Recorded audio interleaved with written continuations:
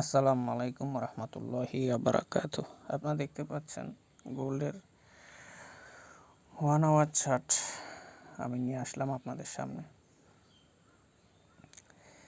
So বর্তমানে market 447 অবস্থান করছে। অলরেডি মার্কেট একটা ডাউন দিয়েছিল, অলমোস্ট প্রায় 2% পর্যন্ত ডাউন হয়েছে। সো মার্কেট যদি এখন কারেকশনে আছে, যদি মার্কেট আরও ডাউন হয় সেক্ষেত্রে মার্কেট এই যে জোন যেটা আছে 4355, এই যে জোন যেটা আছে এখানে চলে আসার সম্ভাবনা, এখানে এই জোনের নিচে এসে এসএল নিয়ে মার্কেট আবার উপরের দিকে যেতে পারে।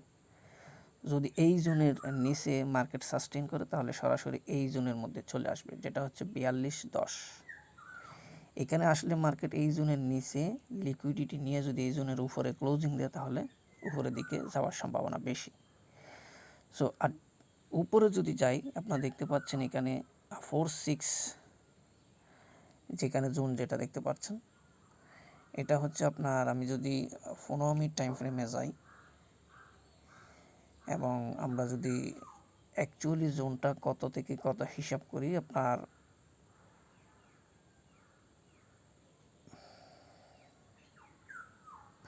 এটা হচ্ছে আপনার 46 না, এটা হচ্ছে আপনার 45, 80, 85 এরকম একটা জোন আছে যেখান থেকে মার্কেট প্রফিট দেওয়ার সম্ভাবনা আছে। অ্যান্ড দেন যদি এটার উপরে মার্কেট সাস্টেইন করে তাহলে মার্কেট সরাসরি এখানে চলে আসবে,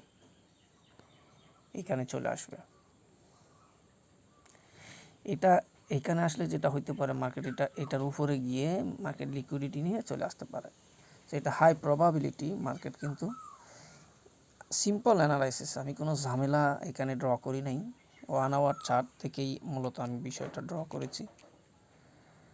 সো মার্কেট এখন নিচে এসে উপরে যাচ্ছে, খুব বেশি সম্ভাবনা মার্কেট এই জোনের মধ্যে অবস্থান করতে পারে, এখান থেকে লিকুইডিটি নিয়ে ফেরত আসতে পারে, অথবা এখানে সাস্টেইন করলে মার্কেট অবশ্যই এই জোনের মধ্যে ঢুকে পড়বে, এখান থেকে মার্কেট আবার নিচে আসার সম্ভাবনা। কীভাবে মার্কেট এখানে এই জোনের মধ্যে যদি চলে আসে তাহলে লিকুইডিটি নিয়ে উপরে যাওয়ার সম্ভাবনা, অথবা নিচে সাস্টেইন করলে এখানে চলে আসতে পারে। এটাই হচ্ছে এই মুহূর্তে গোল্ড অ্যানালাইসিস আজকের দিনে। যেহেতু এটা higher time frame 1 hour chart, আমরা যেটা করি লোয়ার টাইম ফ্রেমে বাই সেল করার কারণে ম্যাক্সিমাম টাইম আমরা ফেসে যাই। লোয়ার টাইম ফ্রেমের যে সাপোর্ট অ্যান্ড রেসিস্ট্যান্ট, এটা হচ্ছে একটা ডেইলি রেঞ্জের হিসাব করলে অনেক ছোট। নর্মালি মার্কেট ডেইলি গোল্ডে যেটা মুভমেন্ট দেয় তার ইন্টারনাল সাপোর্ট রেসিস্ট্যান্ট যেগুলো সহজে ব্রেক করে, যেক্ষেত্রে দেখা যায় যে আমাদের সাপোর্ট রেসিস্ট্যান্টগুলো কাজ করে না অনেক সময়, বা কাজ করলেও 1-150 পিপস প্রফিট দিয়ে আবার আমাদের এগেনিস্টে চলে যায়।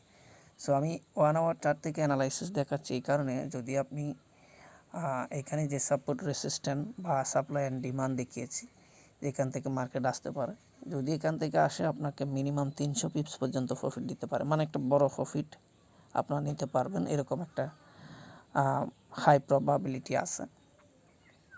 সো আমরা লোয়ার টাইম ফ্রেমের যে সাপ্লাই ডিমান্ড এগুলো অনেক সময় বড় প্রফিট দেয় না সেটা বলবো না, কিন্তু আমরা চেষ্টা করব একটু বড় টাইম ফ্রেম থেকে কনফার্মেশন নেওয়ার জন্য, বড় টাইম ফ্রেমের যে সাপ্লাই ডিমান্ড এগুলোকে প্রাধান্য দেওয়ার জন্য চেষ্টা করব। সো সেই হিসেবেই মূলত আমি 1 আওয়ার চার্ট থেকেই অ্যানালাইসিস করে দেখাচ্ছি যে ছোটো টাইম ফ্রেমে গেলে এখন আমরা আরও এখানে দেখা যাবে যে এর ভিতরে আরও অনেকগুলো সাপ্লাই ডিমান্ড রেসিস্ট্যান্ট সাপোর্ট খুঁজে পাবো যেখান থেকে আমরা বাই সেল করতে পারি, এবং ওইখান থেকেও প্রফিট দেয় 100-200 দেয়, কিন্তু ওইখানে আমরা ট্র্যাপের মধ্যে পড়ে যাই, ওইখানে আমাদের রিস্ক টু রিওয়ার্ড আসে না।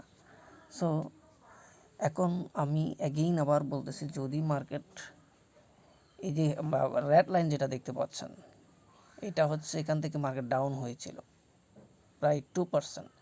সো এটার উপরে গেলেই মার্কেট আবার কি হবে, দেখা যাচ্ছে যে এটার উপরে গেলে মার্কেট এই হাইয়ে চলে আসতে পারে, অ্যান্ড দেন এখান থেকে মার্কেট যদি এখানে লিকুইডিটি নিয়ে নিচে আসে তাহলে ভালো একটা প্রফিট দিবে, আদারওয়াইজ এখানে সাস্টেইন করলে উপরে চলে যাবে। অ্যান্ড দেন এখানে যদি লিকুইডিটি নিয়ে যদি উপরে আসে তাহলে উপরে যাবে, আদারওয়াইজ নিচে সাস্টেন করলে মার্কেট এখানে চলে আসবে।